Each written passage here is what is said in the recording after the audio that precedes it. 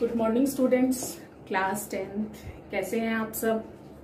सब ठीक होंगे अपने घर पर और सबकी स्टडीज प्रॉपर चल रही होंगी।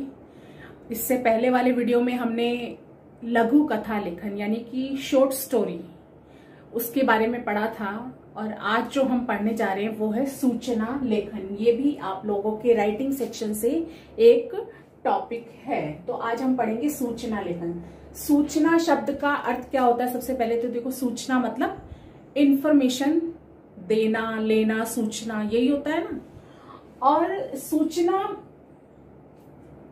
आपको किसी से कुछ बात की जानकारी मिलती है स्कूल में या ऑफिस में या न्यूज़पेपर के थ्रू, वो क्या कहलाती है? इंफॉर्मेशन क्या कहलाती है? सूचना कहलाती है। तो सबसे पहले देखेंगे सूचना लेखन से अभिप्राय, यानी कि सूचना लेखन से क्या अभिप्राय है। प्राय सूचना मौखिक या लिखित रूप में दी जाती है। मौखिक यानी कि बोलकर, लिखित यानी कि लिखकर। या तो कहीं आप किसी से सुनेंगे कोई इंफॉर्मेशन, टीवी पर, रेडियो पर देखेंगे, या फिर न्यूज़पेपर में या मैगजीन में, या कोई सर्कुलर आपके पास आएगा, या कहीं बोर्ड पर आप लिखा हुआ देखेंगे।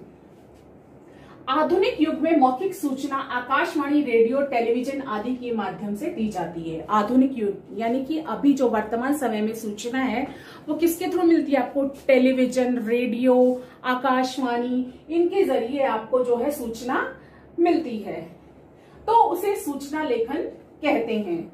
अब है सूचना लेखन संक्षिप्त लेखन की विधा है, यानी कि राइटिंग सेक्शन में एक तरह का ये संक्षिप्त लेखन यानी कि छोटे रूप में लेखन की एक तरह का लेखन है, जिसके माध्यम से विद्यार्थियों के व्याकरणिक दृष्टि से शुद्ध हिंदी लेखन कौशल के साथ साथ संक्षिप्त रूप में उनके विचारों की स्पष्ट अभिव्यक्ति संबंधी क्षमता का भी आकलन किया जाता है। साधारणतः लिखित सूचना समाचार पत्रों या पत्रिकाओं में प्रकाशित की जाती है। ज्यादातर सूचना क्या होती है? लिखित सूचना जो होती है वो किसके माध्यम से? समाचार पत्रों यानी कि डेली जो आप न्यूज़पेपर पढ़ते हैं, और पत्रिकाओं, या फिर विद्यालय, कॉलेज, कार्यालय, संस्थाओं यानी कि आपका जो स्कूल है, कॉलेज है, और क्या है, ऑफिसेज वगैरह हैं, वहां पर बोर्ड पर प्रदर्शित की जाती है। आप अपने स्कूल में जाते हैं तो वहां पर कुछ ना कुछ इन्फॉर्मेशन लिखी रहती है, एग्जाम से रिलेटेड, हॉलीडेज से रिलेटेड, टाइमिंग से रिलेटेड, सिलेबस से रिलेटेड। कितनी तरह के आपके स्कूल में जो है बोर्ड लगे रहते हैं जहां से आपको सूचना, लिखी हुई सूचनाएं प्राप्त हो जाती हैं, आपको इन्फॉर्मेशन मिल जाती है। यह अत्यंत संक्षिप्त और औपचारिक होती है। यह क्या होती है? बिल्कुल शॉर्ट में होती है, छोटे रूप में होती है और औपचारिक शब्दों में लिखी हुई होती है, यानी कि फॉर्मल लैंग्वेज होती है इसकी। अब है सूचना लेखन के उद्देश्य। मेन इसके उद्देश्य क्या है? सबसे पहला है सार्वजनिक रूप से ये सभी लोगों को एक साथ सूचना यानी जानकारी देना। क्या होता है इसका उद्देश्य? कि सभी लोगों को एक साथ, एक ही जानकारी को एक साथ देना, ये क्या कहलाता है? मतलब इसका एक पहला उद्देश्य है। जैसे आप लोग स्कूल में होते हैं तो सभी को हॉलीडे के लिए बताना है पूरी क्लासेस को, तो वो बोर्ड पर लिख दिया जाता है कि सभी स्टूडेंट्स के लिए है ना। या फिर वर्ग बांट दिए जाते हैं। अगर टाइमिंग्स चेंज हैं आप लोगों के, तो नर्सरी से लेकर फिफ्थ क्लास तक के टाइमिंग्स 7 से लेकर 10 बजे तक है, 11 बजे से लेकर 1 बजे तक जो है क्लास 12 तक के टाइमिंग्स हैं। तब आपको क्या अलग अलग कैटेगरीज में बांट दिया था। लेकिन अगर जैसे सबको एक साथ सूचना देनी है तो वो भी बोर्ड पर लिखी रहती है, उसमें भी लिखा रहता है सभी के लिए। और फिर दूसरा है सूचना लेखन का उद्देश्य संक्षिप्त में पूरी जानकारी लोगों को प्रदान करना होता है। और सूचना लेखन का दूसरा उद्देश्य क्या है? कि संक्षिप्त रूप में यानी कि शॉर्ट में लिखी हुई और सब लोगों को एक साथ जानकारी देना।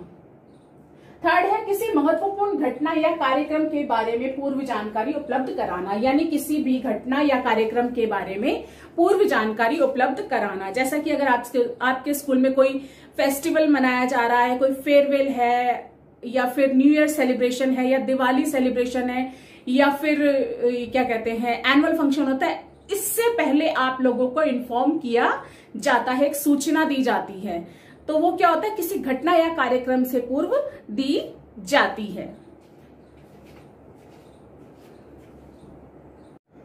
अब है सूचना लेखन के प्रकार। सूचना लेखन के प्रकार, पहला है बैठक की जानकारी देने से संबंधित सूचना लेखन। बैठक मतलब किसी भी मीटिंग की जानकारी देने से संबंधित सूचना लेखन। दूसरा है सामान गुम हो जाने या पाए जाने की जानकारी देने से संबंधित सूचना लेखन। जैसे कि आप अखबार में भी देखते हैं कि किसी का सामान, कागजात, पर्स वगैरह कुछ खो गया है तो उससे संबंधित भी सूचना दी जाती है। तीसरा है नाम, पता, आवास, कंपनी, बैंक खाता आदि बदलने की सूचना देने से संबंधित सूचना लेखन। यानी कि किसी ने अपना नाम बदला है, पता, आवास, कंपनी या बैंक खाता आदि जो बदलते हैं उनसे संबंधित भी कोई सूचना देते हैं। फिर है अपील करने या चेतावनी देने से संबंधित सूचना लेखन। कहीं अपील की जाती है किसी काम को करने के लिए या किसी को चेतावनी दी जाती है, वार्निंग दी जाती है, तो उसके लिए भी सूचना लेखन का कार्य किया जाता है। कि जैसे बैंक में अगर किसी ने समय पर ब्याज नहीं चुकाया या पैसा नहीं जमा कराया तो उसे चेतावनी दी जाती है। किसी ने लोन लिया है, कुछ है, इस तरह से संबंधित। पांचवा है किसी कार्यक्रम के आयोजन से संबंधित सूचना लेखन। किसी कार्यक्रम, जैसे मैंने आपको बताया था कि आपके स्कूल में एनुअल फंक्शन है, दिवाली सेलिब्रेशन है, किसी भी तरह का कोई भी कार्यक्रम या घटना से पूर्व जो है आयोजन से संबंधित सूचना लेखन होता है। फिर है सूचना लेखन के लिए ध्यान देने योग्य बातें की। जब हम सूचना लिखने जा रहे हैं, सूचना हम प्रकाशित करवाने जा रहे हैं या करने जा रहे हैं, तो हमें किन किन बातों का ध्यान रखना चाहिए सूचना लिखते समय। पहला है सूचना लेखन में सूचना जारी करने वाली संस्था का नाम आरंभ में होना चाहिए।